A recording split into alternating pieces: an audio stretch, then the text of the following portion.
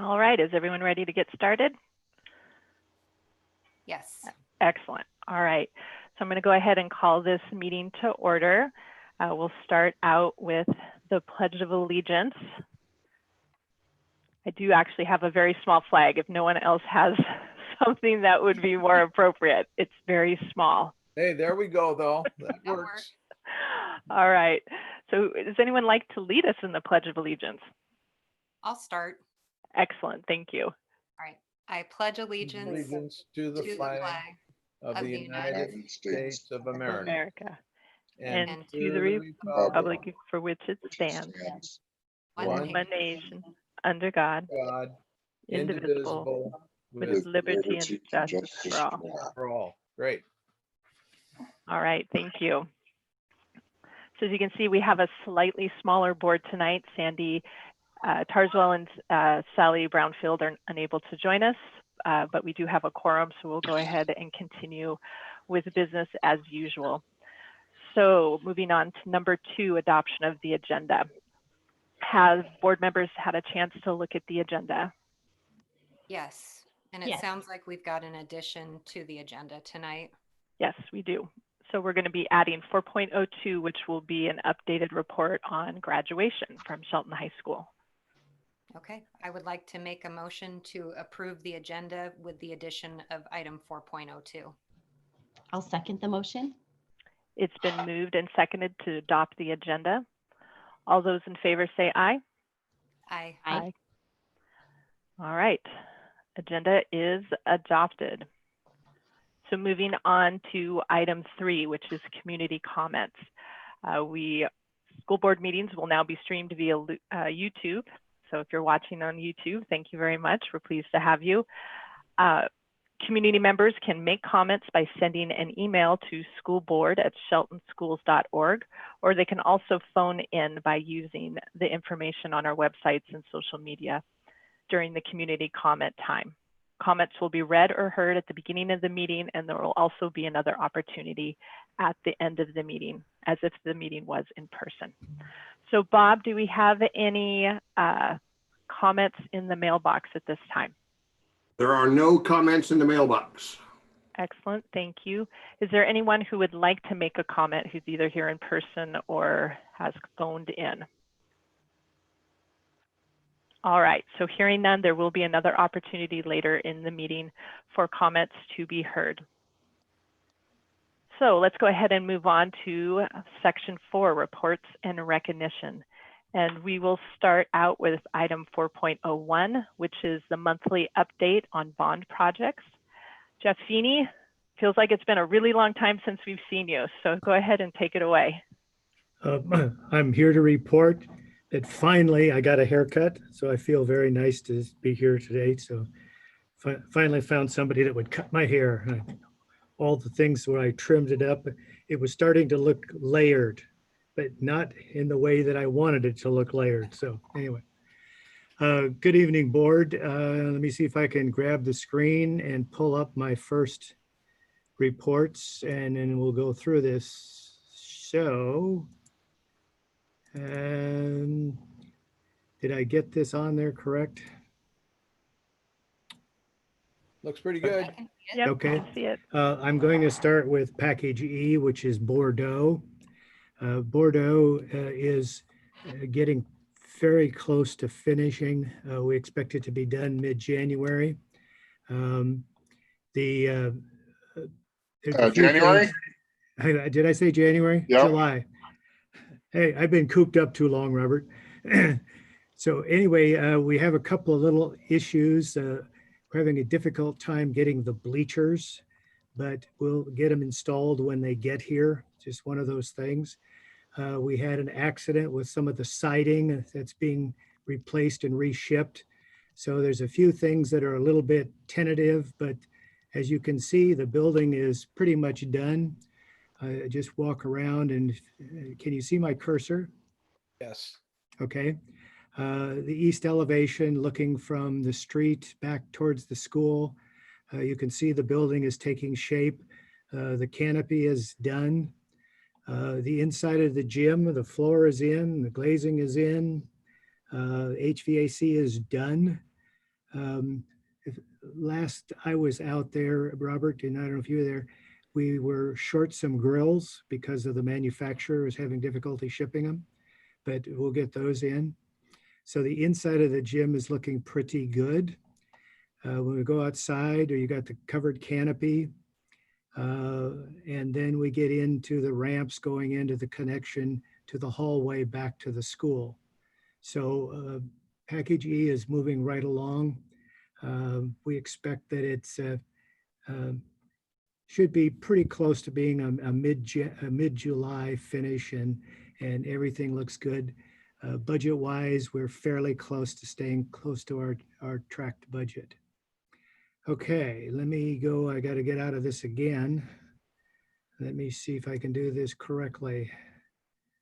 And no, can't do that. If it's in a different window, you have to stop sharing and reshare. That's what I got to do. I got to go back and share it again with the next one. And here's that. This is package D2. Again, from last month, we still have a few things that have to be done on the ball fields, but they're very, very minor. And since we have the same team that did the ball fields doing the track and the football stadium, we'll get those done as part of the D3 package. What you're looking at here is the kind of the southeast side of the mini dome. This is the expansion of the weight room and the wrestling room. We took out the walls. You can see the walls on the ring of the dome are going back in so that we're moving forward. Here's the other half of that, the weight roof expansion that's coming out as we punch out and go underneath the existing roof. So we're getting ready for the pour. This was last week's picture, so I'm not sure with the weather whether we got this poured or not. They actually poured it today, Jeff. It is scheduled for the 9th. So okay, yeah, so this blue is covered with concrete now. You can see the rest of it is formed, the rebar is in, and we're moving along getting that weight room and addition done. This is going in underneath. You'll see the walls are being framed for all the interior rooms. The concrete floors are poured inside. This is kind of a different look for the mini dome as you walk around now that we're building out the new locker rooms and everything. But it is moving very, very quickly. Here is the north wing. This is an exterior wall that's already been put up. Here, I know a lot of you are following this very closely. The new pool that's been deepened has been poured. The forming is for the new walls that are going up, and then we'll get the timing system put in. So the pool is moving along very well also. As you can see, there's a lot of framework to get this pool poured, lowered, and then reformed. This is... And that poured last Friday. Yeah, that's right. All of those walls, yeah. So going on. All right, so that's the kind of the status of D2. If we go out and I look at... Excuse me, Jeff. Sally, yes. Could I make a comment, please? Yes, of course. Thank you.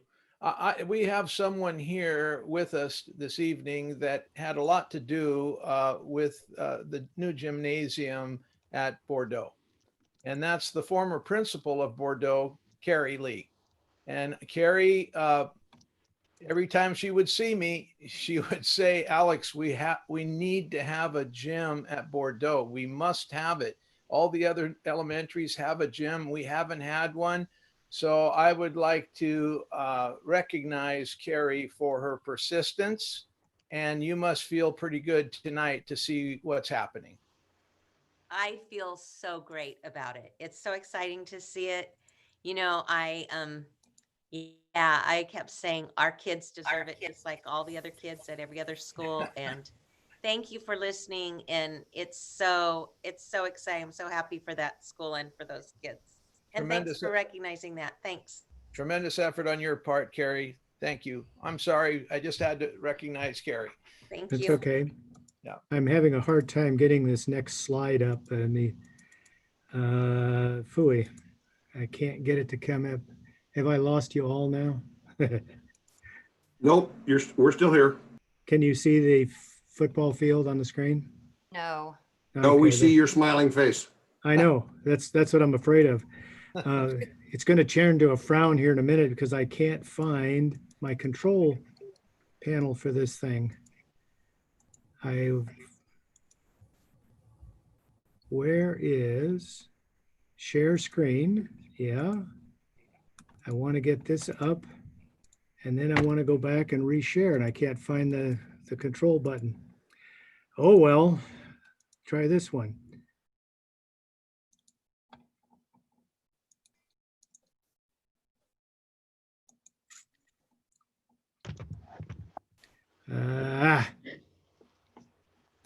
But while you're looking for that, Jeff, I can just say, oh, there it comes. Yeah, that's what I would like. Here we go. I was going to say, I was out there today and we had dump trucks all over the field today, hauling away the old dirt and the old sod, and it was with all the rain, I was expecting one of those dump trucks to get stuck, but the drainage must not be as bad as we thought it was, because those things drove right through there and got all that stuff out of there pretty good. Okay. They're still out there 20 minutes ago. They're still working this evening. Wonderful. Okay, I'm back up. Now I got it.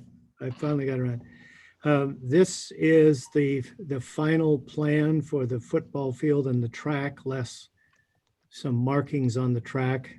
Sally will probably tell you where all those markings go for the starts of the 220, they're 200 meters, the 1 meter. They're not shown, but Sally, if you want to jump in and tell them what marks are missing, but this is the new layout. The football field will be striped just like the softball fields. The yellow lines are the soccer field. Football field is obvious. And we've got the pits in front of the grandstand. We have 2 shot put pits that are going in. This is the location of the new scoreboard. And everything going on. Not new scoreboard, just new scoreboard location. Relocated scoreboard. Yes. Thank you, Robert. I get that mixed up. So let me put that down, and I only have one more picture that goes on here. So let me see if I can stop the share. I did that. Now I can share the screen and pull up this one. And this is the picture I want to say because this may be the last time you see this green field. This was last Friday. Did they start excavating or did they stop because of the rain Friday? Did paper come out and take the pictures? Yeah, they worked on Friday and it was pretty well dug up by Friday afternoon when they left. So if you go out to the football field, this site is pretty much gone. The Shelton paper came out and took pictures so that the entire community can see that this has started. And we're starting building the field back up. Currently, it's about 12 inches lower than it is right there showing in the grass, and it's just all dirt. But we're moving along. So D1 is 99% done. D2 is probably approaching 40% done, maybe even a little more. And D3 is we're digging dirt and moving along. So all of those are moving quite well. And Bordeaux is just about ready for everybody in the district to stand up and applaud because you're finally going to have the gym at Bordeaux. Jeff, you know, Yes, sir.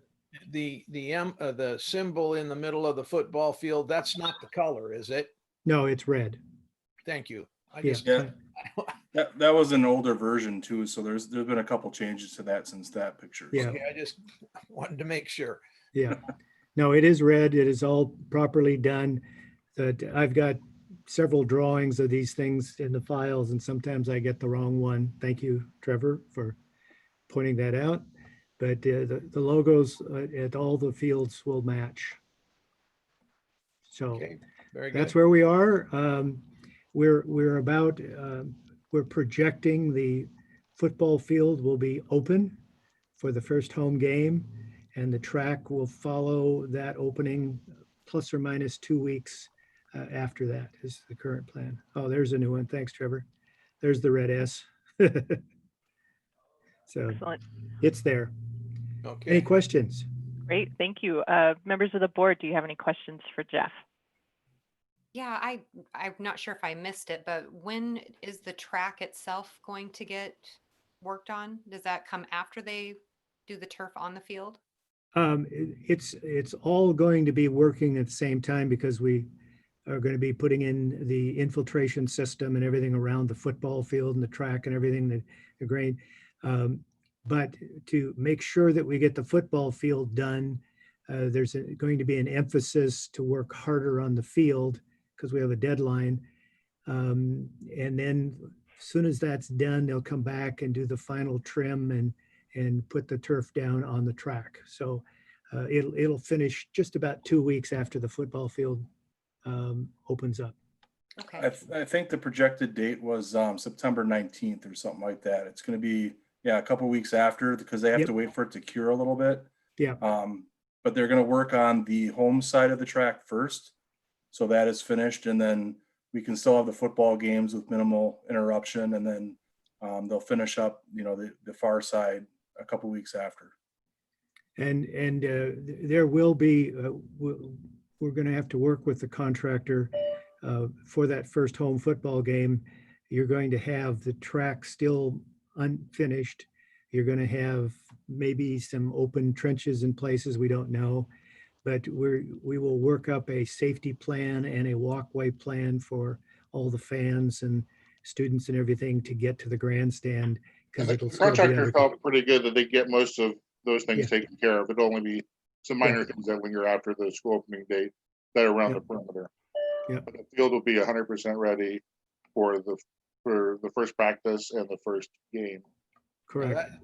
That's our hope, that all of it will be finished and ready to go. So I'm hoping for that to happen for sure. Barring an act of God.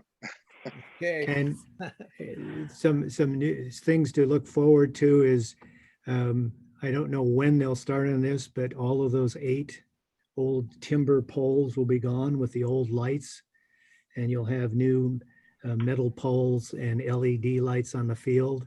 Nice. And the yellow, oh, by the way, it should be extraordinarily bright because we're getting the light arrays that are 50-foot candles of light, and that is going to be extraordinarily bright. So look forward to a very bright football setting. And new goalposts will be going in. The yellow ones will be gone. The new ones coming in will be white.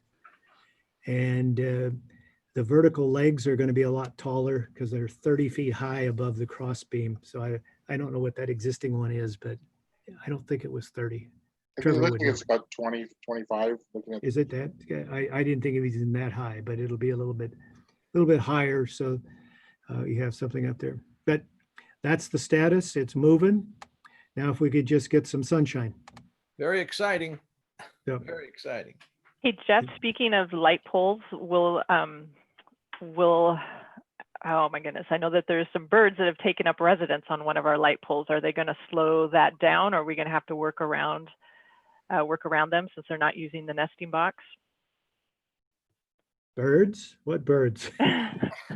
Very rude of them. We actually did have a discussion on that with the contractor during Yeah. the construction meeting with the city. We, of course, those hands off, it's actually unlawful for us to touch those nests when they're nesting. And so the worst case scenario is there could be delay with that one mast. But right now, the part of the schedule that tracks for that is not work that's up front. So we have some time. I mean, traditionally, they leave the nest by the end of June or early July, and so hopefully they track with our schedule. That'd be nice. And then Brenda and I we've got a date with Destiny because sooner or later we're going to have to sit down and revamp all the budgets because we haven't done it in a couple of months. So I don't know when we're going to do it, but we're going to have to find a time and a place. Let me finish with the auditor. Yeah. End of the month, Jeff, and then we can do it. Yeah. I was thinking that we could probably do it in Hawaii. It'd be warm and, you know, the virus doesn't like warm weather anyway, so. Okay, any other questions? All right. Well, thank you, Jeff. Are there any other questions, Lynn or Carrie? Well, I wanted to make one more comment too, since Jeff mentioned revamping the budgets. I know that before I was on the school board 5 years ago, that it was difficult to always keep track what money went for what. And since we do have other public on, this new format, to remind people that this is because of our bond and this money has to go to these projects. So it can't get moved around to other parts of the school budget. So as people see construction still going on, we're very thankful that we were able to pass that bond and continue the completion of the Bordeaux gym and these athletic facilities that are really exciting. I'm very excited. I drove past the field just to see it getting broken up. I mean, it's just really neat to see the transformations. So Yep, yeah. And I think, I believe that the district, and I'd be interested in whether the auditor gets into any of this stuff right now, but I think that there's been a very transparent system put in place for all of the budgeting and for how the bills get paid and how they're tracked, how we approve them and get approvals to sign and move these things through. So I look forward to having the auditor walk through this project and say, well done. I just don't see a lot of problems coming because we've kept everything separate. We've kept it in the right columns, and so I think it's just going to come out very well at the end. yeah. Right, Brenda? I can tell you the pieces that she has pulled, she's been very happy with so far. So Yep. So Excellent. we're gonna finish it out strong and get that thing all done. So I expect it to go through that process smoothly. Excellent. Well, Sally, Alex? can I- Yeah, can go I- ahead. Okay, thank you.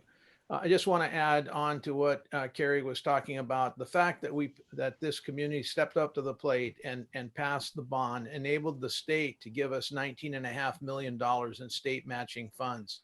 And like Carrie said, that money can only be spent on the high school and what we're doing right now. And we built the gym at Bordeaux with that money. And we're also completely, obviously, redoing our athletic complex. So that's where that money came from. If we wouldn't have passed the bond, there would have been no state match at all. So I thank the community for everything that they've done. Yes. Well, thank you, Jeff. We appreciate your time as usual. No problem. Everybody have a good week and we'll see you in a few weeks. Thanks, Jeff. Excellent. Thank you. you. Bye now. All right, so let's go ahead and move on to number 5, the consent agenda. Have members of the board had a chance to look over the consent agenda? Sally, excuse Sally, me. Oh, sorry, I am just skipping right over 4.02, and I was just reminding myself, don't forget, we have one more thing. All right, 4.02, so we're doing a graduation update. Alex, are you leading this or Yes, is Jennifer? I will start out, and I just want to say that on Sunday, June 7th, we had the opportunity to meet with 3 outstanding seniors from Shelton High School. I was so impressed with them, with their delivery of looking at a different way to approach graduation this year. And we met for about an hour and a half. Marianne Marshall, Curtis Patchy, Mario Huvis, Heather King, Jennifer Diet, and then let's see who else. John Bisgornia. We all met. And again, we talked about an alternative to the current drive-through graduation plan. And we came up with a great idea that everyone on the committee or in this group anyway supported. And we would like to tell you a little bit about the plan that we came up with. We've been doing some investigating, and it might be difficult under the current circumstances to go forward with that plan. but you never know. Graduation is planned for the 23rd of June, and a lot can happen between now and then. But I would like for Mary Ann to kind of share with you what the plan was all about, and to have our three students introduced. And they probably have a few things that they want to say also. But it was my pleasure meeting with those three students and with the group that met on Sunday, the 7th of June. It was wonderful. So, Mary Ann. Thank you, Dr. Apostle. So like Dr. Apostle said, we met with Shaylie, Mackenzie, and Sabrina on Sunday to hear their concerns and their suggestions around graduation. And I really appreciated meeting with them because this is about them. And so we want to make sure that they are happy with whatever we're able to provide. So what we discussed was trying to do a more traditional graduation as much as possible. And we talked about doing that on the OBJH's campus on their field. We would practice social distancing. We would have 50 students. We would have each student 6 feet apart. We talked about having families around the perimeter of OBJH's field, also social distancing. We also talked about the importance of having families there, and so increasing the numbers of parents who are available, family members who are available to come and participate and see this special event. Like Dr. Apostle said, we were hopeful that there was a potential waiver that we could apply to do this special event. Unfortunately, after contacting Mason County Health Department and the governor's office, there isn't a waiver, but we are going to continue with the discussion and the planning. Now, we're not going to change the date of graduation, but we are going to continue to meet with Sabrina, Mackenzie, and Shaylie to try to do the very best that we can. If there are small tweaks that we can do, we will. We do know that on June 13th, Mason County is going to apply for phase 3. And so we're going to continue around the discussion around graduation and come up with a plan. Again, we're not changing the date, but coming up with a plan with what could graduation look like if we were in phase 3, and just continue to have the conversation. And we'll be meeting again tomorrow night with our group at 5:30. Thank you, Mary Ann. Jennifer, do you have anything that you want to add, or Shaylie or Mackenzie or Sabrina? I would just add that at this point, we are trying to do our best to go in a direction that we're allowed to, and one that accommodates folks. We did have a meeting today on campus to kind of come to some more details with the potential of the drive-through. And then I also reached out to Robert Herron to talk about the use of the OBJH field. So we are still trying to go in both directions, and eventually we'll narrow this down to one. And at that time, we definitely want to communicate with the community and parents and students. Thank you, Jen. But right now, based on the information we have, it's the drive-through graduation unless something drastically changes. Correct. Yeah. What about our students? Do you have anything you want to add to this? Shaylie, Mackenzie, Sabrina? Are you with us? Hi, yes, I'm here. This is Shaylie. Hi, Shaylie. How are you? Good, how are you? Good, thank you. Good. I don't have anything I want to add. I just want to thank you guys all again for doing the extra effort and calling around, and I hope we get into phase 3. Well, thank you. Thank you. We're going to do our best, and we can talk about that tomorrow in our Zoom meeting at 5:30. Yep, sounds great. Thank you, Shaylie. Thank you. Mackenzie, Sabrina, any comments? I'm here. I'm Sabrina. Hi, Sabrina. Hi. I don't really have anything else to add, but like Shaylie, I wanted to thank everybody for hearing us out and trying to make it into what we want it to be. And hoping and praying that we can go into phase 3 and have a somewhat normal graduation, and one that we can all remember for years to come. Thank you, Sabrina. You were great in that meeting, and you continue to contribute, and we'll sure involve you as we move forward. Thank you. Thank you. Is Mackenzie with us? Mackenzie is not with us. Well, I would like to say that Mackenzie contributed significantly to our meeting and was actively involved in the discussion, and we appreciated her and Shaylie and Sabrina. It was great. It was a real highlight for me to witness the caliber of students that we produce in the Shelton School District. They were absolutely amazing. Thank you. Anything else, Jen, or anything from any assistant principals, or Heather King? Are you with us? Heather King is not with us. The assistant principals, Curtis, John. Okay, Marianne, anything else that we need to add? Nope. No, I think that's it. Again, I just appreciate being able to meet with a group of our seniors on Sunday. So thank you again. So I just want to be clear that, you know, this is Plan B.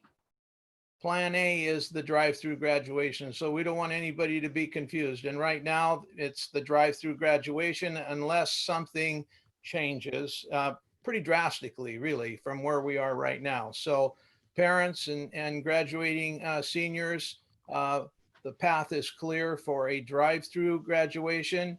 We wish we could do more. Maybe we can, but for right now, that's the plan.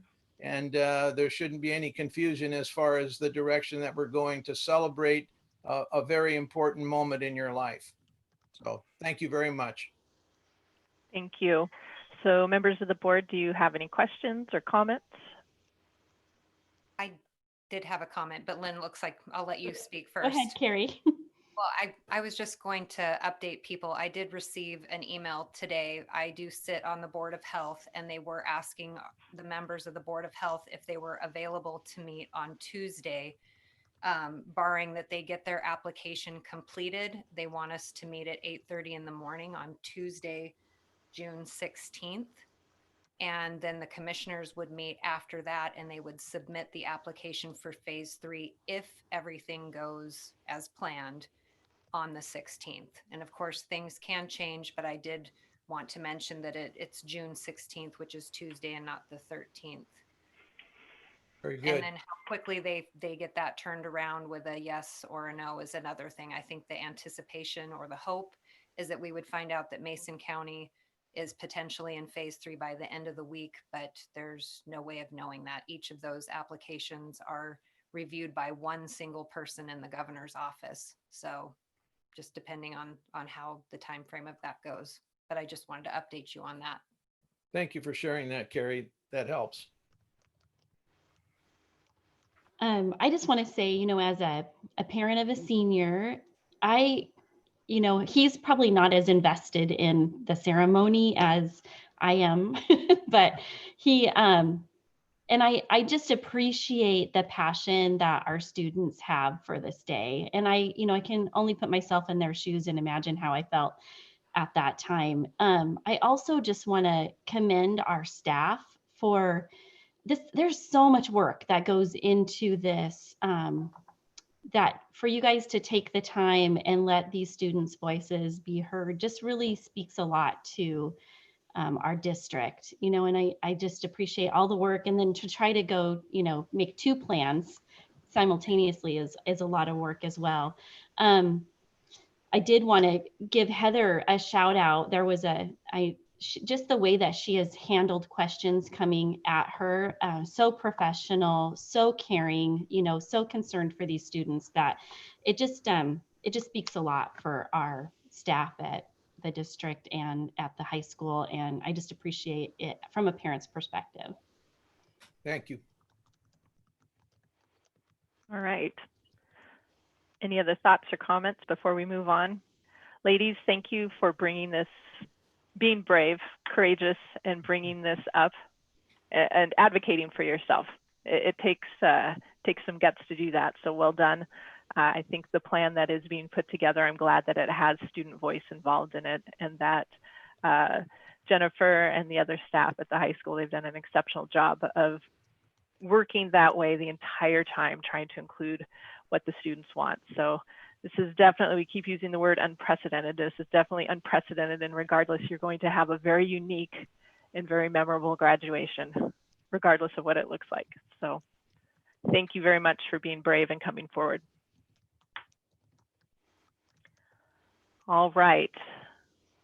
So seeing no other comments, we'll go ahead and now we will move on to item number 5 in the consent agenda. Have members of the board had a chance to look over the consent agenda? Any questions or comments, or do I hear a motion? I'll make a motion. Second. It's been moved and seconded to approve the consent agenda for June 9th, 2020. Any other discussion? Hearing none, all those in favor say aye. Aye. Aye. So consent agenda has passed. And we will go ahead and move on to section 6, discussion and action items. And 6.01, which is retiree recognition with Dr. Apostle.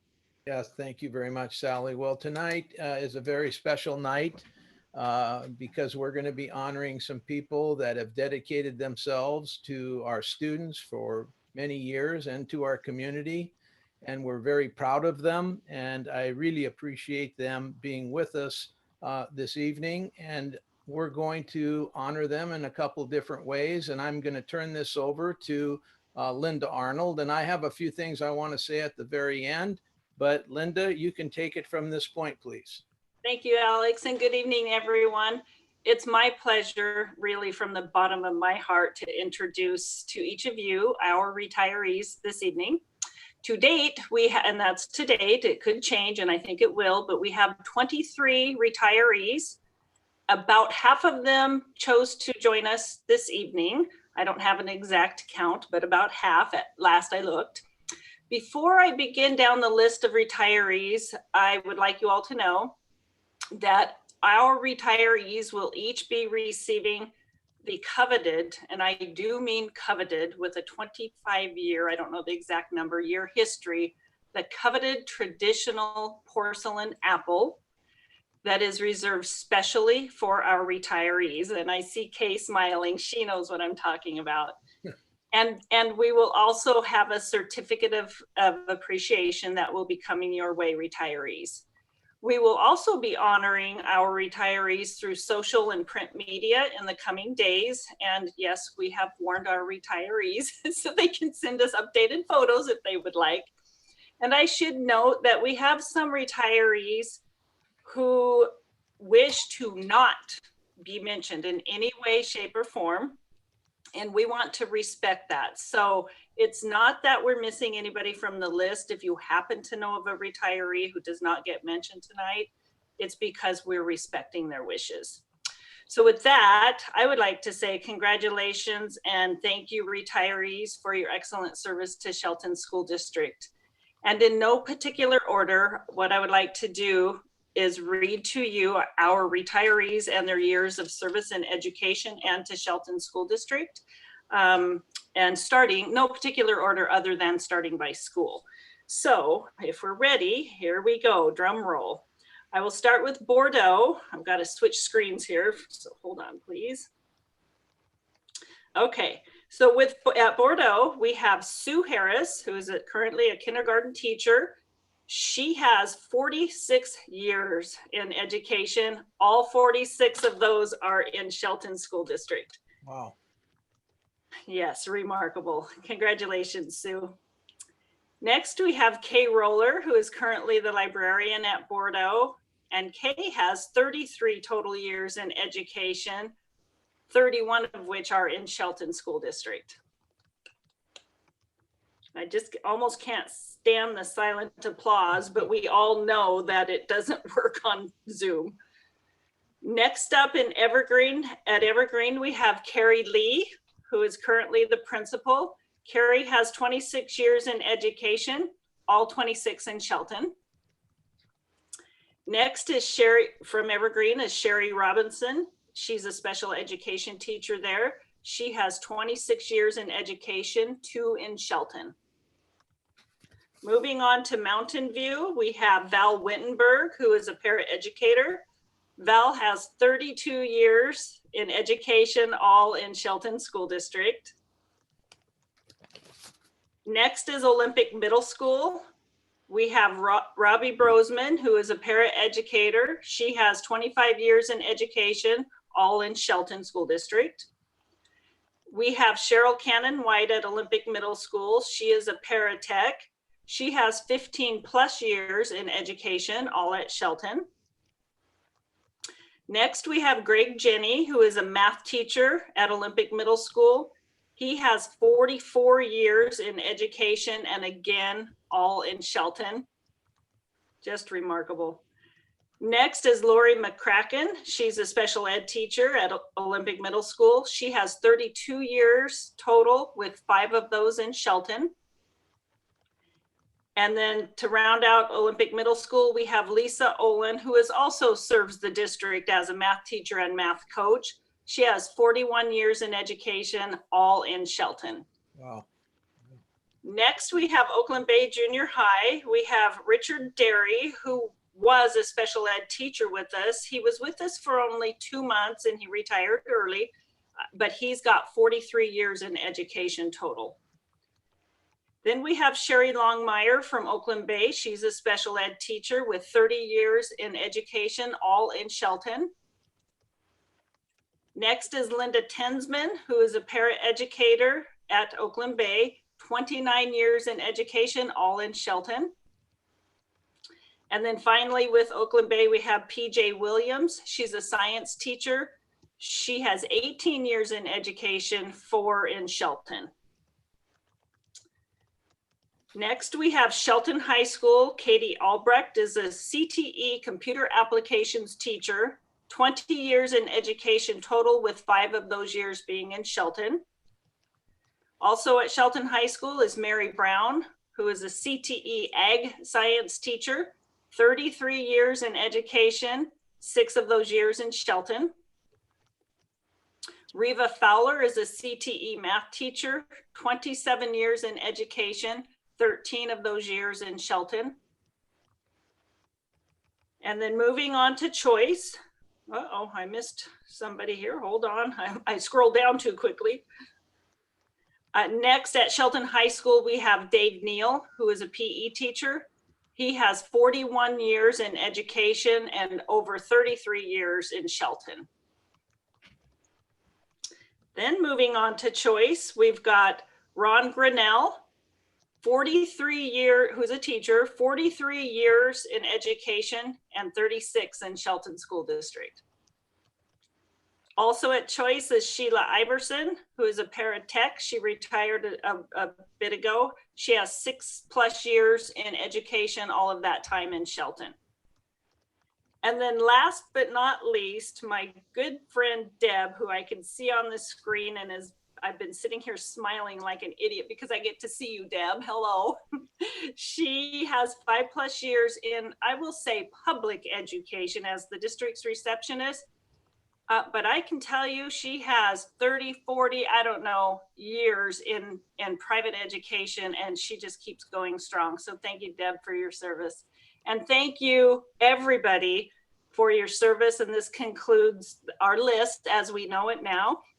So congratulations, retirees, and best wishes to all of you as you move forward in your, whatever your new life looks like. And now I'll hand the screen, I guess it's called, over to Alex.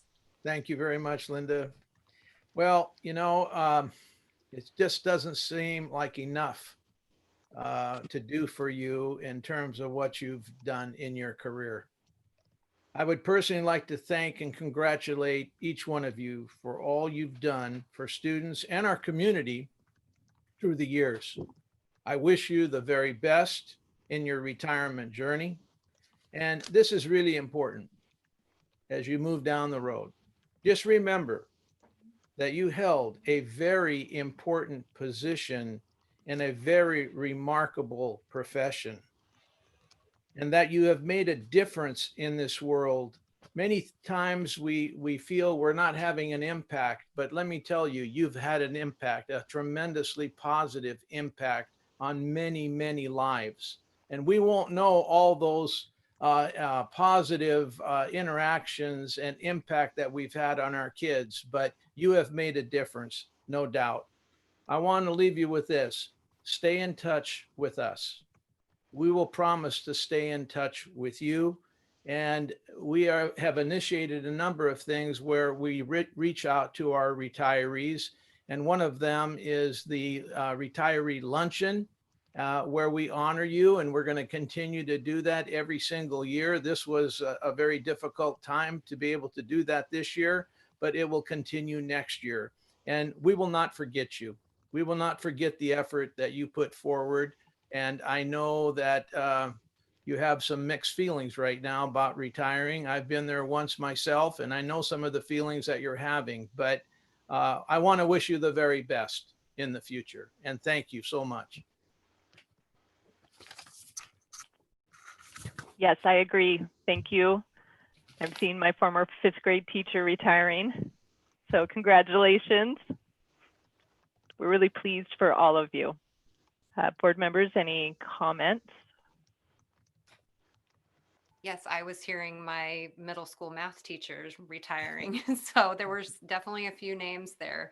But thank you so much for just being there in the lives of all of the kids that go through this school district, including, you know, all 3 of us on the board right now have been affected by that. So thank you. I agree.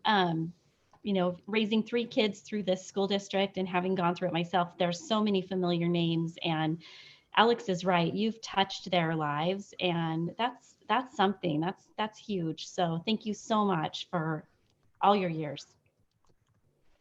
Great. All right.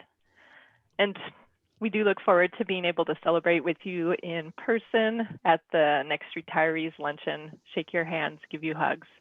That's So right. thank you. All right, so we'll go ahead and we will move on to item 6.02. This is a report from the Subcommittee on Student, Staff, and Family Social Emotional Needs and Support from Mary Ann Marshall and Susie Wurzbicki.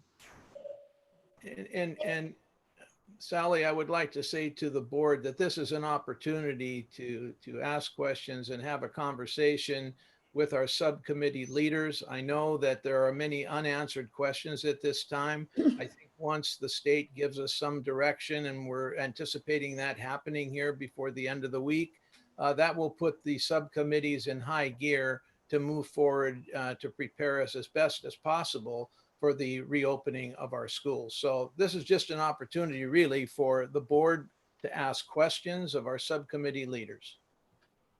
Thank you. Excellent, thank you. All right, Mary Ann and Susie, did you have anything to report, or are you just open for questions? So I just would like to report that our committee met for the 2nd time on June 4th. We meet every Thursday at 6 o'clock. At our meeting on the 4th, we discussed the important categories that we want to make sure that we cover. We've been talking about putting together a survey for our students, our staff, and our families, but we want to make sure that we're addressing everything that needs to be addressed. We also have taken some time to read information and articles put out around trauma-informed practices as it relates to re-entering school in the fall. And our team is scheduled, our committee is scheduled to meet again this Thursday at 6 p.m. And if there's anyone that is interested in joining our committee, any stakeholders, staff members, you're more than welcome. Just please contact me. And I believe our information is on the district website as well. I'm gonna hand it over to Susie Wurzbicki if she has anything to add. I think maybe you might be interested to know that we're looking at social emotional supports in the reentry period as it relates to both family and students and staff. So that's kind of the umbrella of whom we're serving. You might be interested to know that our committee has students, tribal supports, people from Latino community.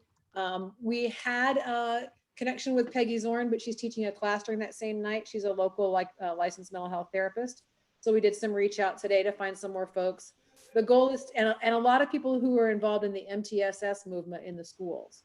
And so our long game will be to look and see how do we support students, staff, family in whatever version of return, and then whatever creating systems that will support the transition into and through that school year. So kind of a long-term picture. A lot of our background is coming from the American School Counselors Association and some from MTSS and from some trauma-informed practice. If you have questions or you have ideas, this is a great place to make sure we know about them. Sure. Thank you. Thank you, Susie. So do we have, and this may be a question that's way early in the process and not one that's answerable at this point, but do we have any idea? Some of what I've been reading has said that for the first several weeks, we're going to have to spend time, especially if we're going back into a more traditional model, that we're going to need to spend time working with students to get some of those, basically work through the trauma and from being separated from so long from school and normal routines and whatever's been going on in terms of home life and that kind of thing, that we might actually have to spend a couple of weeks just learning how to school again and really concentrating on some social emotional learning. Is that something that we're sort of expecting, or is that what you're seeing in some of the literature or the advice that we're receiving? Yeah, so I'll speak to that. So currently our MTSS team, which stands for Multi-Tiered Systems of Support. So we have a district team, and Chelsea Brady, the principal at Olympic Middle School, and Amber Targus, the assistant principal is at OBJH, is on that team. And they're working with building MTSS teams right now to come up with a six-week re-entry plan. And so they're working with those teams closely, scheduling time to meet around how do we reteach behavior expectations? How are we going to meet the needs of our students, our staff, and our families? And so this committee is closely tied together with that team and their work. So we're really excited about that. I'll add to one of the pieces in the research that makes a lot of sense to me is that part of being ready for our reentry is making a conscientious closure. So doing closure activities right now is a preventative strategy. We put a video out for the incoming freshmen. Excuse me. Schools are doing things that are helping to process this experience so far, so that when we come back, we're not having to digest something that's so long in the past. We're really fortunate, if I might add, to have Susie and Marianne working together and on this particular subcommittee. This is a very, very important piece of work that needs to be done, and specifically dealing with what Sally Carr indicated, the emotional trauma that coming back to school and dealing with all the variables involved. That's going to be a critical piece to make sure that we're there for our staff, for our students, and for our families. And we've got two great people working on this committee. In terms of the leadership, I should say. We have a lot of great people working on the committee, but we have two outstanding leaders. Thank you. All right. Other questions or comments for Susie and Marianne? All right. Well, thank you very much. We appreciate all the work that you're doing around this really important issue. All right, so item 6.03, so we're going to have another report from the subcommittee on remote learning and traditional model instructions from Kelly Neely. Hi, everybody. We had our first meeting last week. 42 people, maybe 41, 42 people came. It was pretty awesome. We basically got through introductions and then an overview of what we're looking at, which would be a blended model or a fully online model. So this week, I have just sent out an assignment for everybody to look over the Department of Education from California's models that they have. Everything that we've gotten or that we've received has been an indication that our direction will be very similar to that. So that's just a little bit of a reading assignment. We're going to come back together, talk about which one of those would work for us, which ones won't. So we kind of have things in place when the state gives us the go ahead. Yeah, I might comment if I could that in a meeting I was at this morning, a Zoom meeting with the ESD 113 superintendents, they did share the California model, and they indicated that there are about 4 or 5 other states that have their reentry model, and it's very similar to California's. And there was an inference made that what may be coming towards us from our state representatives could be very similar to the California model. So we're going to take a good hard look at that. And of course, add our personal touches that meet the needs of our students and families and staff in the Shelton School District. Thank you, Kelly. I'll also be sharing parts of a PowerPoint that the team from OSPI just reviewed this last week that shows what nations around the world have done coming back together to teach their children. It's all very similar to what California has in their plan. So again, I'm pretty sure the guidance we get from the state is going to be similar to that. So we're ready to move forward. Thank you. Do we have any idea when we will actually get some hard guidance from the state? I've seen the California document. I haven't had a chance to go through the whole thing, but do we have any idea when we'll see something like that from our own OSPI? I think we're looking, based on the information I received today, Thursday possibly, or the latest Friday. But now I'm hearing Thursday. Okay. So we'll see what they bring forward and how that fits in with some of the things that we're concerned with here in Shelton. I think the key is, regardless of what the state is indicating we need to do, we need to take into consideration that the needs in Shelton are different than they are in another district. We've got to really take a look at what the needs are here in Shelton for our kids, for our families, and our staff. But at least we'll have some parameters within to work with. So that's what we're looking forward to. We'll be piggybacking on the other survey that Marianne had talked about. We don't want to send out too many surveys to our folks, but we do want to get the feel of what our parents are concerned about, what the kids are concerned about, how we can address their needs while still following the guidelines of the state. Yeah.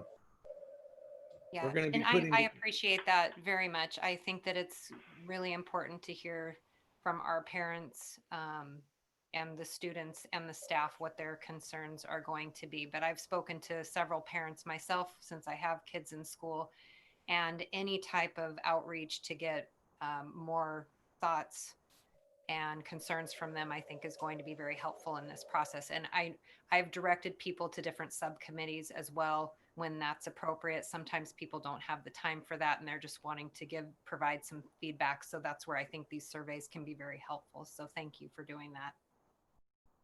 Right along with that, and I've mentioned this in previous meetings today, we're meeting with all of our administrators on Thursday at 10 o'clock, this coming Thursday. And one of the things that's on the agenda is to discuss a survey that would go to the parents from each school that would be a consistent, we'd ask the consistent questions.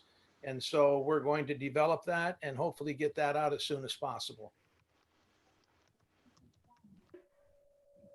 So is there any conversation right now at the state level about the likelihood that we would just be back September? We will march into our school buildings and actually go to school, or is that really a long shot still at this point?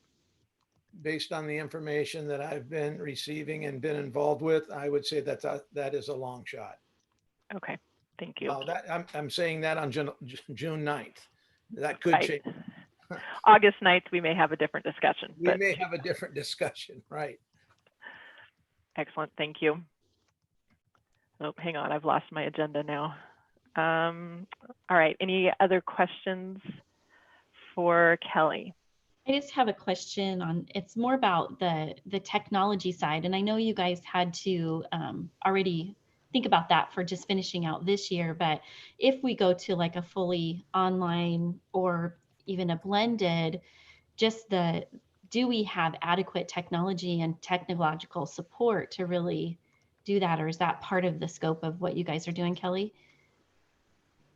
Yes, it's part of what we're looking at. Glenn is on my committee and he's in charge of the tech business here. So he's working with us and will give input when we need it. We do have quite a few Chromebooks. I really am not sure that that's most of our problem in the district. Connectivity seems to be most of the issue. So we're working, I see Brenda nodding her head. That's the biggest problem that we have. Getting the Chromebooks out seemed to go great for us, but it's just the connectivity for folks, not the folks that don't have the cable or the Wi-Fi or anything. It's just that some of them are so remote that even a hotspot won't help. So we're kind of looking at all of those options, you know, do they get packets? Do they not get packets? How do we reach everybody and give them, you know, the same great education? You know, the other piece I should add is that professional training for our teachers is going to be very important. I don't think we have all the technology that we need to go, let's say, full bore online learning. But even more important is the training for our teachers so that they feel comfortable moving into a hybrid model or whatever we decide we need to do. And right now, that presents a real issue for me because I believe there's staff out there that they need some help. They need some help to transition into any model that we come up with. And that needs to be a priority in our planning, professional support for our staff. Go ahead, Kelly. Oh, I'm sorry, Sally. No, go ahead. Just to give you an update on that too, we are continuing to explore with the ESD. We have a partnership with them that allows our teachers to take some of the classes that they offer for technology for free. So we've been signing them up as quickly as we can for Google Classroom, Google Apps, anything that's come along, we're pushing that for them because again, it's free and it will hit our needs that we have in the district. We also just sent out a big thing about the Kickstart the Restart. And that's a series of classes that help teachers with live lessons, hooking kids up with the Google Classroom, any of that sort of thing is addressed in these classes. So as much as I can get people interested and together on teams and in cohorts, we've been doing that. And I think once we determine what the instructional platform is going to be, that's going to let teachers get involved in a different way than maybe right now because they know exactly what the platform is going to be. And then they can come into play in terms of preparing for that eventuality. Yeah, and I would agree with that. Knowing what your learning management system is so that you can effectively use it and start preparing, it's huge. And I guess the other thing I would comment on is having worked in the online environment in education, that it's very important that there's training for students and for parents if we're going to be online, because parents are the ones who are the feet on the ground, so to speak, and having that training and that support. And like Kelly, like you said, having the training for teachers so that they're able to help support and answer some of those tech questions, or what happens when I do this? Well, you should clear your cache and cookies. Have you turned the computer on and off? You know, those kind of things is a huge help for families. And if they just know who they can go to and know they're going to get that support, it makes a big difference. Thank you for mentioning that, Sally. We do have a three-prong approach to that, which are the teachers, the parents, and the students. We've got the kids pretty much hooked into a lot of things, but it's the parents that are feeling like they're kind of helpless. They're not really sure what to do with some of it. So that's our next big territory to manage. Excellent. And yes, there's usually never enough training for parents on that front, for sure. I can speak to that from personal experience. All right, any other questions for Kelly? All right, thank you, Kelly. I appreciate all the hard work around this new and important issue that we're having to deal with. All right, let's move on to item 6.04, which is the report from the Subcommittee on Operations, Transportation, and Nutrition. All right, Brenda, that's you. You've got a big group there. It's an interesting group. Most of our guidance is going to come from the health department and CDC. There is very definite guidance on child nutrition. Catherine Ward, our director of food services, actually sits on the state committee that is doing the reopening of school right now. So we're getting some firsthand information there. And it's very direct guidance of you can't let the kids use water fountains near your food service operation, we will have to provide bottled water for them, 6 feet apart in the serving line, which will make lunchtime very long. So there's a few things we're up against there. Holly Tucker, the Director of Transportation, she will be doing a Zoom meeting on the 19th with actually OSPI Transportation, getting some directives through there. What we've heard so far is we would be taking temperatures before students get on buses. We're talked about how we make that work because the driver is not allowed to get off the bus. That is not legal for them to do. So we've got bus drivers on our committee that we were hashing out a few of those things. Sanitation of buses between transfer routes, that type of thing also. I have Robert on our committee. We've been meeting together, Holly, Catherine, Robert, and I, and then we had meetings with the actual committee of 14 people. I have bus drivers, I have mechanics, I have Latino representation, I have community members, I have parents, and principals, assistant principals. So we've been hashing out some of the roadblocks, I guess you would say, that we think we'll be up against. What we'll be waiting for is the instructional model, if we're going to school every day or every other day, or half the kids here and half the kids there, and then we'll fine tune it down. We will be meeting again next week. We're trying to wait for a little more guidance to have the next meeting. I communicated with the committee today and gave them an update and let them know where we were headed. So, any questions? Brenda, I had a question since you said we've got somebody who's on the state committee. When I was looking at the California plan, and I'm just curious, are we looking at a need for school lunches to be individually packaged and, no universal condiment type things? And so right, how that is going to factor into whether it can be a grab and go situation for each kid or even brought to their classroom if that's the direction that we have to go. Right now, that is what we're hearing out of child nutrition. It will be prepackaged food. One of the worries we're having as we go through US Foods, which is one of the biggest suppliers right now, and they're having some trouble getting the prepackaged food, we're hearing. So, we'll be up against all the other school districts in the state trying to get the food, but that is what we're hearing, that things will be prepackaged. We won't be packaging anything or preparing anything at this point in time. Okay.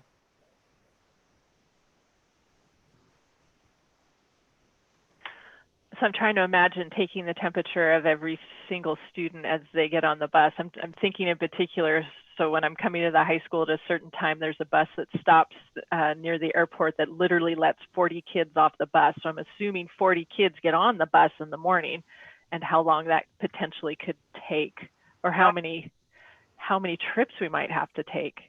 Holly gave me a number today of quadrupling our number of drivers. I actually had a discussion with Alex that said, how do you even do that? Because we struggle getting drivers to begin with. Right now, the number is we could potentially put 14 students on a big bus because we would have to social distance. So there's a lot of things we'll have to work through depending on what the model comes. And, maybe the guidance will change as we get closer, but there's a lot of things. Yeah, transportation looks like one of the biggest challenges to me. And I know for many private employers, they're having people self-report their temperatures, but that probably isn't what you can do with a school bus situation. So yeah, I'm curious to see if those CDC guidelines change at all in relation to transportation, because otherwise we're going to be up against I know we transport from a wide area in the Shelton School District, and that will be a big challenge for us.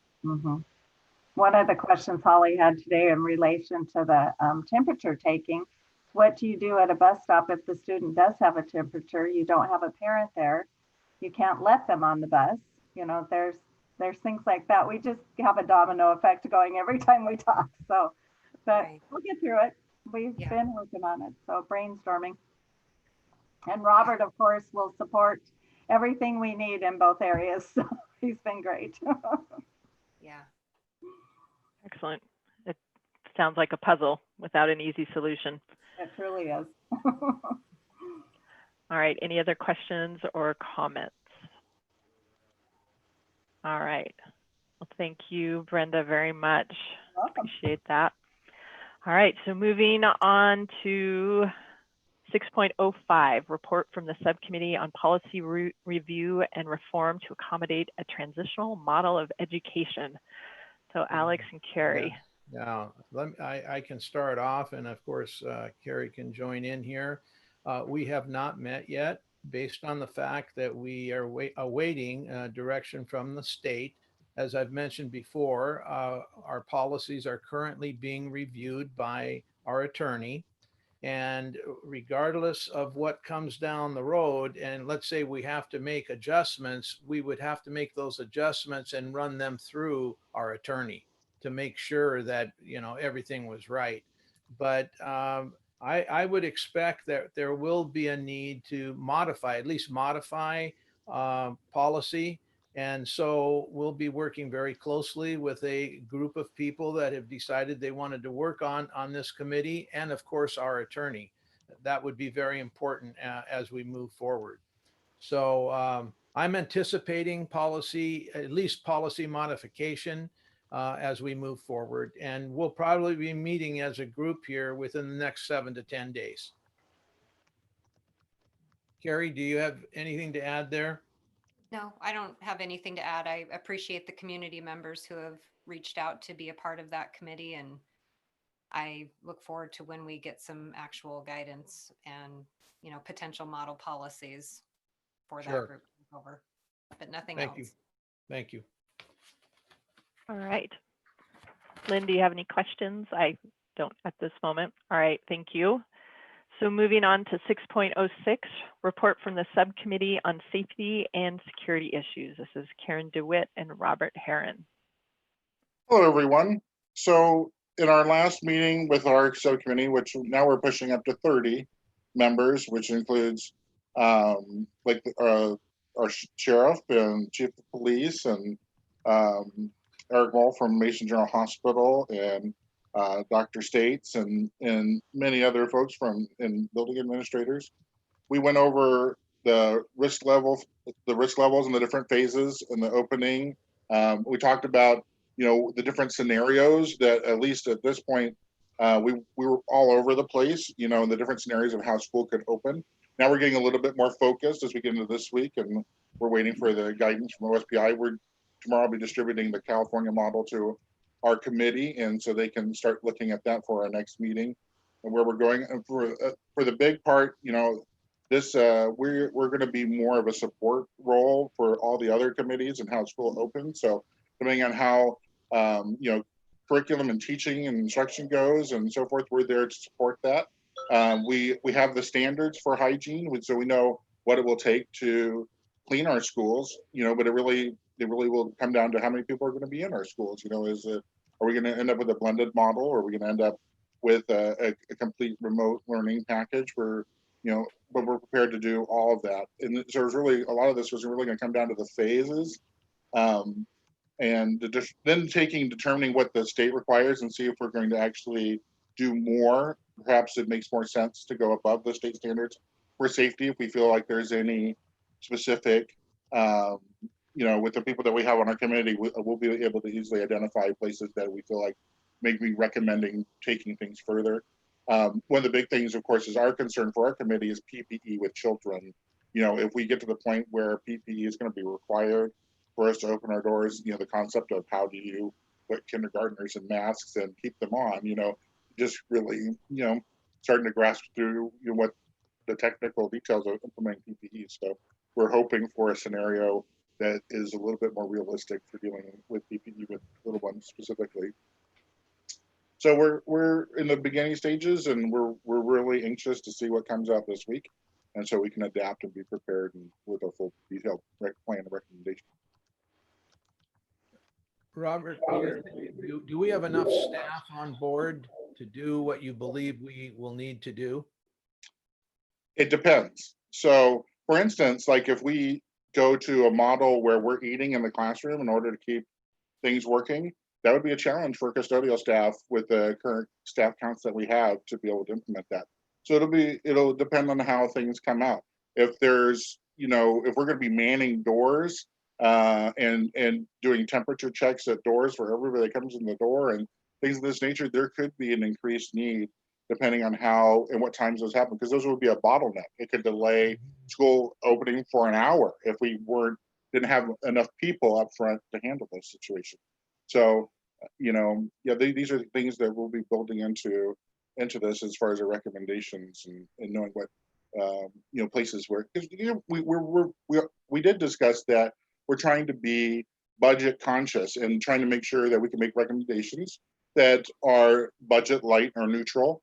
But in some scenarios, we may the guidelines that may come down from government may put us in a position that more expense would be required in order to implement. Yeah, thank you, Rob. One thing leads to the other Yes, sir. in all of these committees, no doubt about it.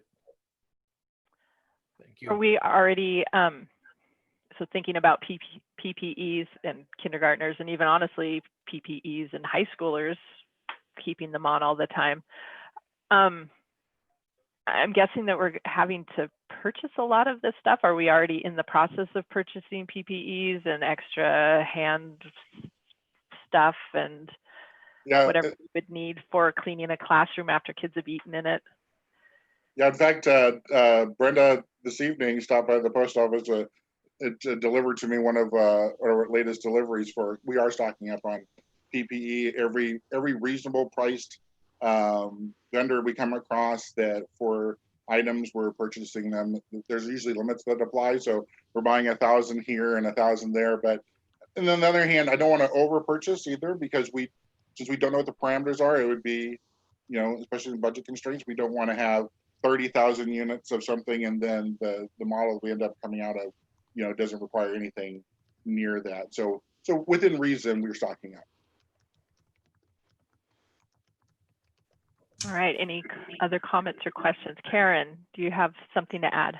Well, we also are working with ESD 112 out of Vancouver, did a survey, and they're trying to get all school districts to go through a vendor that they have for PPEs, so large amounts, so it would be a lot more cost effective. So I just worked with Brenda, filled out the form, and I'm waiting for them to get back to us on what exactly we can order in the PPE area.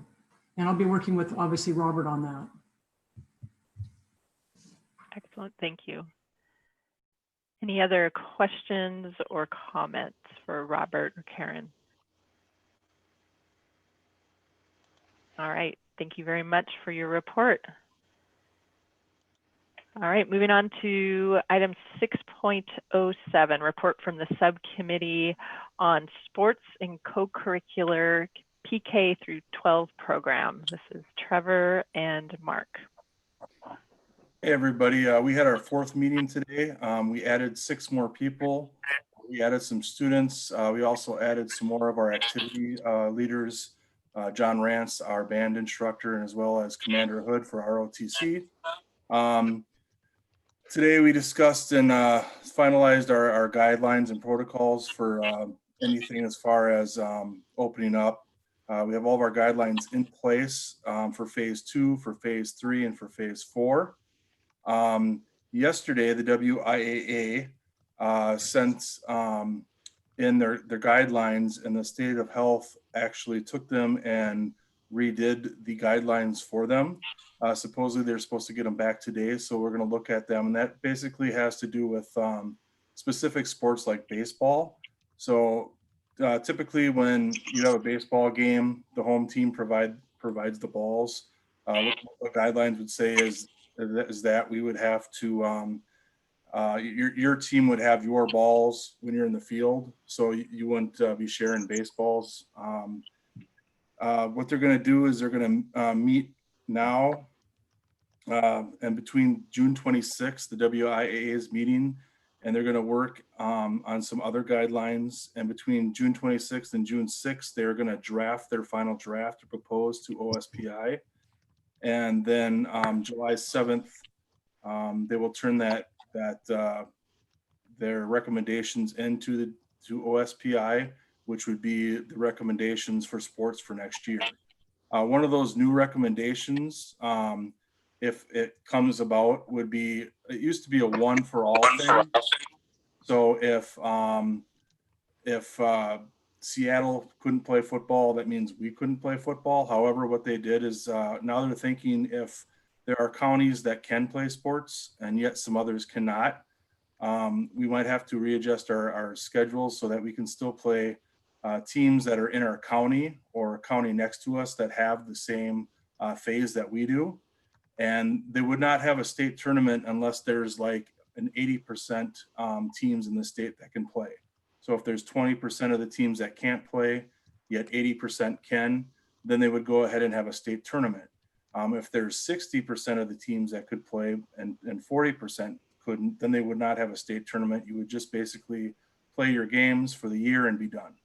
So again, it's still an ongoing document right now, and we're just going to have to wait till the second week of July to see what they propose. Excellent. Thank you. Mark, do you have anything to add? I don't know if Mark's with us or not. He's here. He's here. I just muted him because he was the one that was getting background noise interrupting. So. Excellent. Are there any questions for Trevor and Mark? All right. It sounds very complicated. We appreciate your work on this. I know there's a lot of folks are looking forward to students being able to get back out and play their sports and do their activities. So fingers crossed we're able to do that on time this year. It'll all work out. It always does, right? It does, yes. All right, thank you very much. So we'll move on to item 6.08, report from the subcommittee on communications and public relations with Katie. Hello, good afternoon. So our subcommittee has met and we developed a survey. We actually sent out the survey this afternoon. It went out through email. It's been posted on our website. It's going to be open through the last day of school on June 19th. And that is because we also have it in paper format so people can take the survey at food distribution sites. And also Ricardo Del Bosque is helping reach out to our non-English speaking families during deliveries. We just want to make sure we're reaching all of our families to make sure we get their feedback. Our purpose of our committee is really to refine the communications from our school district so that everyone is in the know of what's going on, and especially right now with everything changing. So we are excited to get those results back on June 19th. We'll meet again and go through those and kind of comb through and see where needs improvement and have further discussion from there. Thank you. Excellent, thank you. Any questions for Katie? All right, thank you very much. So moving on to item 6.09, this is the proposed pilot program that will allow 8th grade students to participate in NGROTC program at Shelton High School for the 2020-21 school year with Mary Ann. All right, thank you. So I want to thank Commander Hood for joining us tonight. He had shared this awesome opportunity that we have. And I'm going to turn it over to him to explain what opportunity lies before us. Commander Hood. Thank you very much, Marianne. Good evening, members of the board, Dr. Apostle. It was just an opportunity for us to look at expanding our program to be inclusive of 8th graders. Currently, as you may well be aware, we're only allowed to have 9th graders through 12th graders in the program. Well, based on the Defense Authorization Act of last year, we were given the opportunity, well, I should say that the proposal is each school district should have an opportunity to include 8th graders in their program. So as a pilot program, we have volunteered and have been selected to be one of the 2 that are competing for that opportunity. As such, I have to prepare a letter from the board and the school district, along with the principals of both the junior high and the high school, to say we want to be that school. We believe the program is beneficial to our students. We see the benefits in the NJROTC program, and we want to volunteer and step out there. I have to be honest, I don't know if we'll win, but my goal is to get that nomination. For the program as a whole, it does not create any additional funding for our program. It is a pilot program for the first year. No additional students, no additional instructors. However, if the program continues, then they will look at additional instructors. We are not required to increase our enrollment numbers either. We will still maintain 100 as our requirement based on the number of students that we have enrolled in the program currently. Any other questions that you may have? Mr. Juves, we've spoken a couple of times with regards to the program and the viability as it works toward OBJ. Your comments? So this is Mario Juves. So I just want to first of all thank Commander Hood for bringing this opportunity to us. And I am also very hopeful that we can actually bring this to OBJH. When I first heard about this, my first reaction was, heck yeah. I've seen the great work that happens with our kids in the NJROTC program at Shelton High School.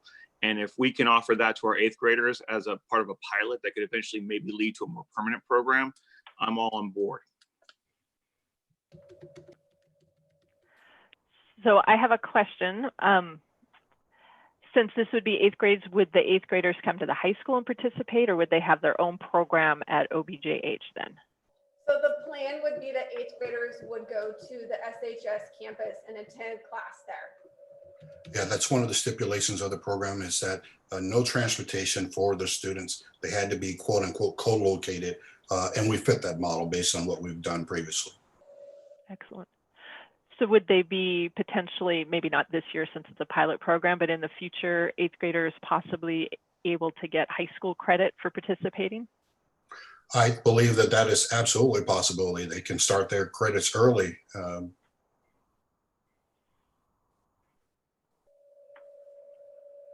there any other questions we can answer for you tonight? I would last like to say that I hope that our letter to the powers to be, indicating that it's from not only our school board, but our district as a whole, inclusive, I think hopefully will benefit us in the long run. That gets them to understand how committed our community as a whole is to this program and that we believe in it. Excellent, thank you. So Marianne, I see recommend approval. Is this something that we need to go ahead and make a motion on and move towards approving? Yes, please. Mm-hmm. Excellent. So is there any other questions or discussion? If not, then I would entertain a motion. Oh boy, I'll let Carrie make the motion. I was going to let you do that, but and I'm like, how do I move that we approve the proposed pilot that will allow the 8th grade students to participate in the NJROTC program at Shelton High School. I'll second that. It has been moved and seconded to approve the proposed pilot for NJROTC for 8th grade students. Is there any other discussion? All right, hearing none. All those in favor, please say aye. Aye. Aye. Motion carries. Thank you very much for bringing this to us tonight. I am very hopeful that we will be approved for it. Yes. As am I. All right, so moving on to item number 7, superintendent's report. Thank you, Sally. I want to mention that in our Sunday Zoom meeting, I didn't mention another person that had a real positive impact on our discussion, and that was Trevor Leopold. Trevor, are you still with us? Maybe he's not. Yeah, I am. Oh, okay. I couldn't find the button. Thank you very much for your participation in Sunday's Zoom meeting with the students. You did a very nice job. Thank you. Well, in terms of my report, I will tell you that throughout the week, I'm in many, many different Zoom meetings, and all of them are focused on how we're going to reopen our schools. There's a tremendous amount of information out there. Zoom meetings can come in various packages. I have found that there are numerous Zoom meetings that I want to be involved with, but they're all on the same day at the same time. So I kind of pick and choose. But right along with being involved in important Zoom meetings with the ESD 113 and with Superintendent Reichdahl, I'm constantly thinking about our budget because we really don't have any information yet in terms of what our budget might be. So I spend a lot of time emailing, texting, calling, and discussing that issue with Brenda and with Linda, who's of course involved with the staffing piece. So we're spending a lot of time on the reopening of school and what that could look like based on the information that we've had to this point. Of course, we meet every Thursday with the board in a study session on the budget. And we'll be coming out with some information on that in the very near future. But right along with that, we have the staffing component that we're very concerned with in relation to the overall budget. And we haven't made any decisions on those issues yet. We want to make sure that we have all the information we need so that when we do make a decision, it's the right decision under the circumstances involved. So that's been my week's work, and it hasn't really differed for many, many weeks and months. Opening of school, budget to support our programs, because I have my marching orders from the school board. We want to continue forward with our current program, specifically in relation to our academies and pathways. And, you know, we've got to figure out a way how to make that happen under any and all conditions. So that's been weighing heavily on me every day and every night. And I sometimes talk with Brenda very early in the morning. So that's all I have to report at this time, but I'm sure I'll have additional things to report in the very near future. Thank you. Thank you, Alex. All right, so we've come to that portion of the meeting where there's another opportunity for community comments. So Bob, do we have any comments that came in the school board email? Oh, you're still muted. There we go. We have several. We have an email from Randy Lewis. Comment regarding graduation. Just call it a protest. Problem solved. We have a couple of posts that were sent to the YouTube stream. Andrea McCausland, congratulations to all of the retirees. And another one commenting, excellent. Randy Lewis has posted a comment to the YouTube stream.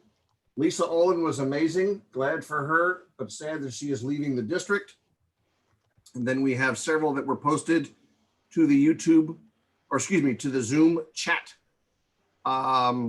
regarding the technology and needs for teachers. Comment by Susie Wierzbicki, also time to pre-teach how to use Google Classroom for staff and students.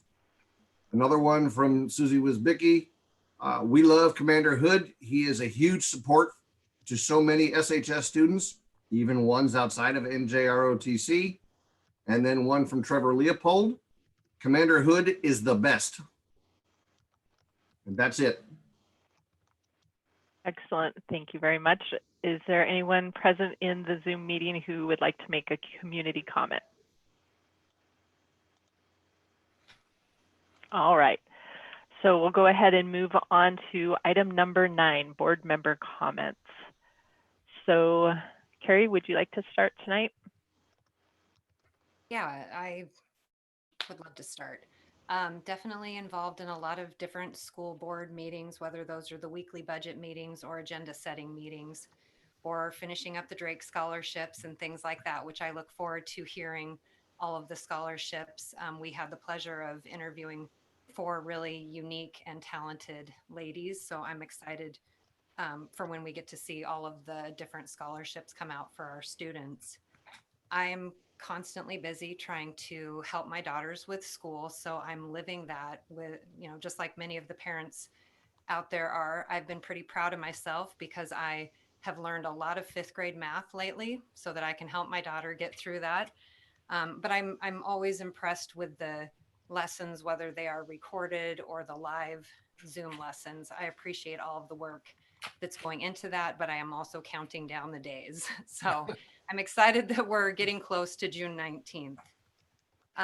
Definitely the $1 million question is, how is school going to look when we reopen it? It definitely keeps me up at night. I have a lot of people asking me questions, and I think that, I appreciate that our district is transparent and that we're going through the planning process, that we've got subcommittees that people can be on to ask questions or provide input. And we will just continue to keep putting out information as we know it, and, each step that we can plan for. It's definitely very complicated, but as we learn more information, we will plan better. I also wanted to share something that I did that was a little out of my comfort zone. A week ago in Shelton, there was a Black Lives Matter march, and I joined that with one of my best friends and her daughter. And considering what you see on TV sometimes, it made me a little bit nervous. It was a wonderful event. There was a lot of unity, a lot of wonderful speeches. I learned a lot that day. I was very proud of the Shelton community, both on the business side and the marchers side, that everybody was peaceful and that things went very well. They did start down at Loop Field near Evergreen, and everybody was very respectful, stayed on the sidewalks, practiced social distancing. And this was a chance for many longtime members of the Shelton community that are people of color to come together, and they were positive. They were talking about how our community is very supportive of them. And it was nice to see a very diverse crowd that day. And I would just say that as a school board member, we commit to serving all students in the Shelton School District.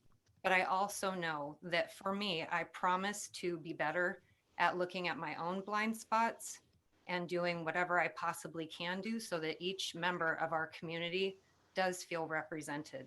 I'm in an at-large position, so anybody in any one of the districts can run in my spot. And I just want everyone to know, regardless of your background or your color, I'm open to discussion and people talking to me. And I promise to serve each family in our district. That's all I want to say.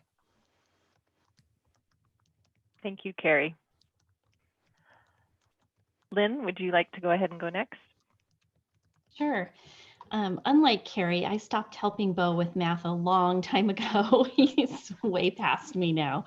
But it just being senior year, things have been busy around here. But I think I'm week 2 on the board. And I think, one thing that has really opened my eyes is just, it's a very complex thing that the board members and staff and the district administrators deal with on a daily basis. And then you throw COVID in the mix, and it's impossible. But everybody has such a great attitude and is working so hard to make sure that we are there for our students and their families. And it's just really touching to be a part of, I've loved being part of this community for a long time. It's just really touching to be part of this board and part of this organization that cares so much about our kids and the families. So thank you. Thank you, Lynn. So speaking of the end of the year and graduation, my oldest son graduated yesterday from high school at Washington Virtual Academy. So that was very exciting, though very different since we did it online.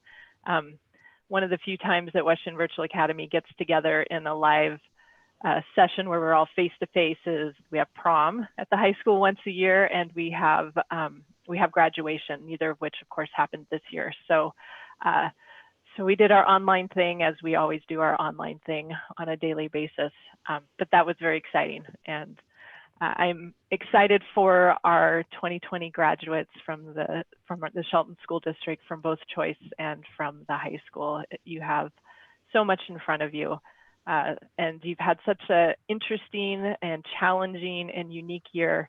And I think as a result of that, you're going to have some opportunities that come your way out of these experiences. I also want to congratulate all of the families as you are finishing up your year of schooling and your year of schooling at home when that wasn't the original plan. We appreciate all the work and support and flexibility and patience that you have expressed. And I'm sure there was a lot of frustration and probably some tears along the way as well. So we see you, we realize that this wasn't easy and wasn't the plan that any of us had to begin with.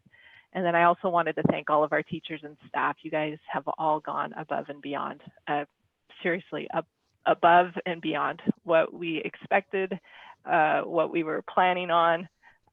You really were heroes this year, so thank you for that. All right, so that is all that I have. We do not have an executive session tonight, so we can go ahead and move to adjournment. Oh, go ahead, Dr. Apostle. All right. I think we have a bit of good news added to our agenda tonight. Kelly, would you like to announce that good news? I sure will. We've kind of touched on a little bit before, but we've gotten our official award letter. Betty Uristegi, I can never say her name, Betty Yu, and Jefferson Doyle worked together to apply for this grant through Building Changes. It's called the Washington State Student and Youth Homelessness COVID-19 Response Fund. It's a mouthful. And you could apply for it. The top dollar that you could get was $20,000. And we were officially awarded $20,000 to help spend with our families in need. And there are very little strings attached to this, which are all of our other state and federal money have strings. But this can be spent the way that we need to spend it to help our families during this time. So $20,000 is going to go a long way for those weekly food baskets that we take out. Wonderful. Very, very proud of staff. Congratulations. Yes, wonderful. Thank you. Thank you, Sally, for allowing us to make that announcement. Thank you, Kelly. Excellent. That's a great announcement. Good news is always welcome. Yes. All right, so we can go ahead and move to adjournment. I'll make a motion to adjourn. I will second that. All right, all those in favor? Aye. Aye. Aye. All right, thank you very much, everyone. Thank you. Thank you, Sally. Thank you. Bye, Have a great everyone. evening. Thank you, Lynn, Good night. Carrie.